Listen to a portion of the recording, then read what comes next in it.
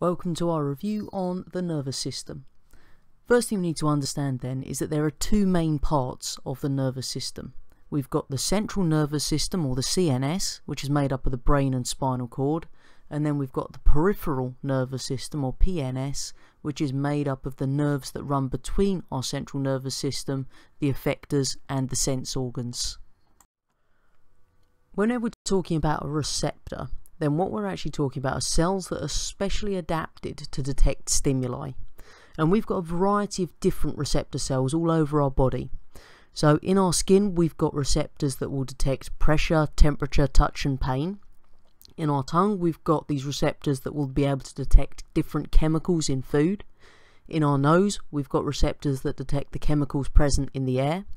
In our eyes, we've got receptors that are going to be able to detect light.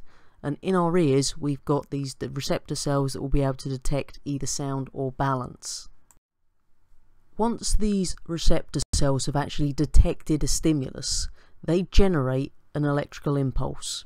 And that impulse then travels from where the receptor is, along a neuron, which is a nerve cell, to the brain, where that response will be coordinated. Now, what we find is that some of our responses are voluntary, which means we have conscious control over them, but other ones are involuntary, which means that they happen without us having to think about it. If we think about a reflex then, what we actually have here is the ability to respond to a potentially dangerous situation very quickly. And the reason it's such a fast response is that we don't actually have to think about it, so our brain isn't involved in this. The way that that response is coordinated is by the spinal cord. So what we end up with is this process called a reflex arc. And you can see at the bottom there the little flowchart that shows you how it actually works. So the first thing that happens is you have a stimulus, which is obviously detected by the receptor.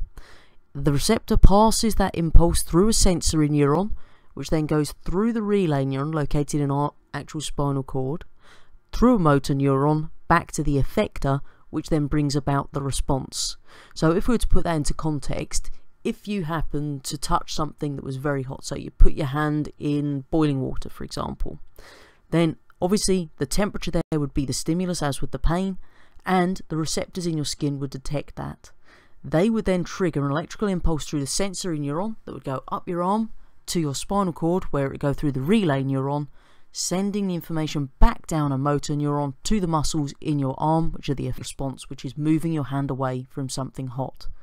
Now, obviously this has to occur in a very rapid space of time if we're going to avoid injury. So that's why we don't think about these consciously. They're all coordinated without us having to think.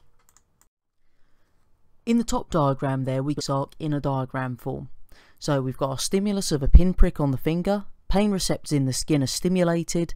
That then passes an impulse along the sensory neuron, which is the blue one, to the spinal cord, where it then crosses into the relay neuron, the purple one, and then it passes into the motor neuron, the green one, before travelling all the way back down to our muscle, which is the effector, which contracts to move our finger away from the pin.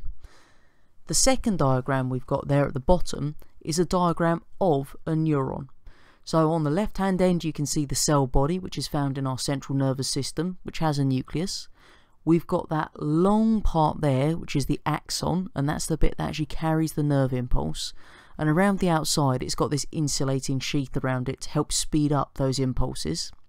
And then at the very end, on the right hand side, where it connects onto the effector, you can see that it spreads out in several branches, and that's so that that one neuron is going to stimulate more than one cell in our effector to bring about a larger response.